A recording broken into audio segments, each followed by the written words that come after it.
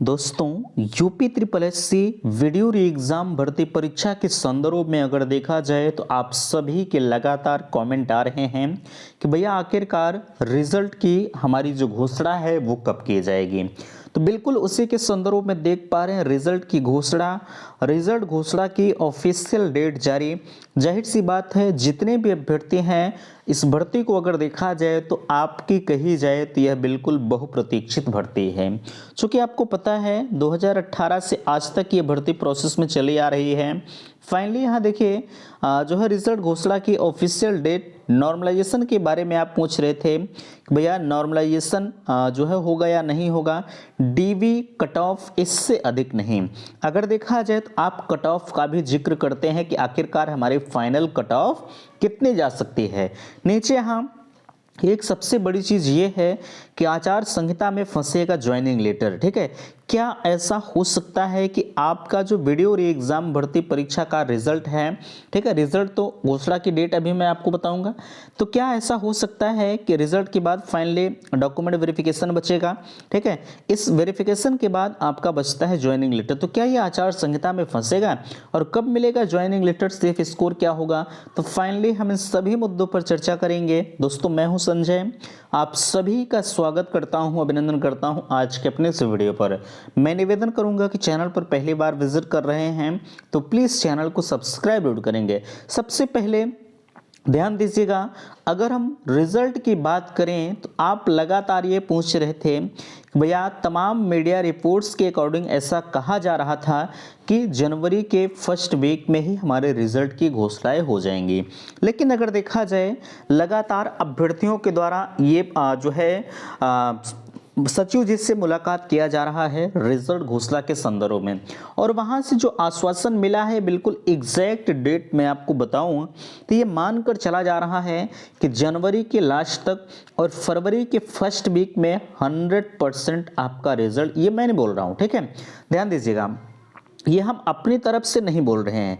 जो सूचनाएं UP triple S सी आयोग से मिली हुई हैं उसी चीज़ को मैं आपके बीच में रिपीट करने का प्रयास कर रहा हूं। ठीक है, तो मैंने आपसे कहा जनवरी के लास्ट और जो है फरवरी के फर्स्ट वीक में 100% आपका रिजल्ट जो है वो घोषित हो जाएगा। अब यहाँ सवाल उठता है, अब हम आते हैं डायरेक्टली जो है, अभी हालांकि नॉर्मलाइजेशन है, ठीक है, ऑफिशियल डेट मैंने आपको बता दिया, हालांकि अभी ये डेट क्लियर नहीं है, लेकिन जनवरी के लास्ट और फरवरी के फर्स्ट वीक में रिजल्ट घोषित हो जाएगा। अब यहाँ आता है ज्वाइनिंग लेटर में फंसेगा आचार संहिता, इन सब के बारे में। तो देखा जाए जाहिर सी बात है, अगर फरवरी में आपका रिजल्ट आता है, ठीक है, जनवरी के लास्ट में भी आता है या फरवरी में आता है, तो 100% ये आचार संहिता के भेंट चढ़ जाएगा, ये तो क्लियर है, ठीक है, उसमें संशय नहीं है। और यहाँ जहाँ तक सवाल है ज्वाइनिंग लेटर का, तो बिल्कुल अगर ये मानकर चलते हैं कि अगर जो है फरवरी के फर्स्ट वीक में ही आपका रिजल्ट ये दे देते हैं, तब भी ज्वाइनिंग लेटर आपके आचार संहिता में फंस जाएगा, क्योंकि मार्च में ही आचार संहिता लग जाएगी, ये तो क्लियर है। और यहाँ जो जैसे डॉक्यूमेंट वेरिफिकेशन का जहाँ तक सवाल है, कम से कम ये मानकर चला जा रहा है कि डॉक्यूमेंट वेरिफिकेशन में 15 दिन लग ही जाएंगे। ठीक है, अगर 15 दिन ये डॉक्यूमेंट वेरिफिकेशन में लगाते हैं तो जाहिर सी बात है, ये मानकर चलिएगा कि मेरे दोस्त आचार संहिता इस भर्ती पर हावी हो जाएगा। ठीक है, और यहाँ सवाल देखिए, एक चीज़ लगातार आप कहते हैं कि ज्वाइनिंग लेटर जो है आचार संहिता में फंसेगा। वैसे आचार संहिता का नियम तो ये होता है कि अगर कोई भी भर्ती प्रक्रिया प्रोसेस में चल रही है तो उस पर आचार संहिता का प्रभाव नहीं पड़ता है, क्योंकि ये जो है जब नियम कानून तब नहीं लागू होता है जब आचार संहिता प्रभावी हो जाती है। ये तो भर्ती आपकी पहले से चल रही है, इसलिए आचार संहिता का प्रभाव इस पर नहीं पड़ेगा। ठीक है, आपको इसके लिए परेशान नहीं होना है, ज्वाइनिंग लेटर ये सब फंसे उसेगा नहीं।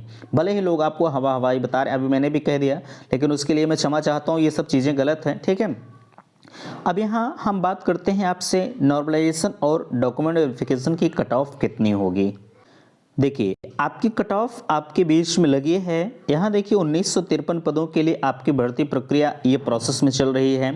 यहाँ देखिए जनरल की कट ऑफ 210 है, ओबीसी की कट ऑफ 206, एससी की कट ऑफ 188 और फीमेल की कट ऑफ देख पा रहे हैं 198, सर्विसमैन की कट ऑफ 170 और फाइनली फ्रीडम फाइटर की कट ऑफ अगर हम कहें तो 196 इनकी कट ऑफ बनने वाली है। ठीक है, लेकिन अब यहाँ सवाल उठता है और यहाँ पदों का विवरण भी आप देख पा रहे हैं, 1953 पद रखे गए हैं। अब सवालों के घेरे में कई चीज आते हैं, चलिए हम आपको थंबनेल पर लेके चलते हैं।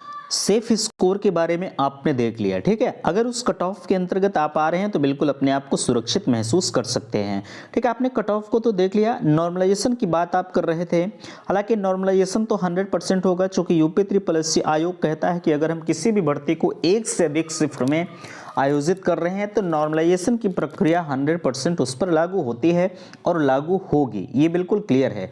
लेकिन एक चीज़ ध्यान रखिएगा, नॉर्मलाइजेशन में जहाँ तक फ़ायदे नुकसान की बात है, हालांकि मैंने इस पर बिल्कुल ऑफिशियल तौर पर चर्चा हम कर चुके हैं कि किसका फ़ायदा होगा किसका नुकसान होगा। इस चीज़ को जानने के लिए अभी भी कुछ डाटा कलेक्ट किया जा रहा है, हालांकि ये चीज़ें क्लियर तब हो पाएंगे किसका फ़ायदा हुआ किसका नुकसान हुआ है। अभी जितने भी लोग आपको बता रहे हैं वो बिल्कुल अगर देखा जाए तो 100% तो नहीं कहेंगे, लेकिन 80% वो हवाई बता रहे, इसलिए हम ज़्यादातर इन चीज़ों पर विश्वास नहीं करते।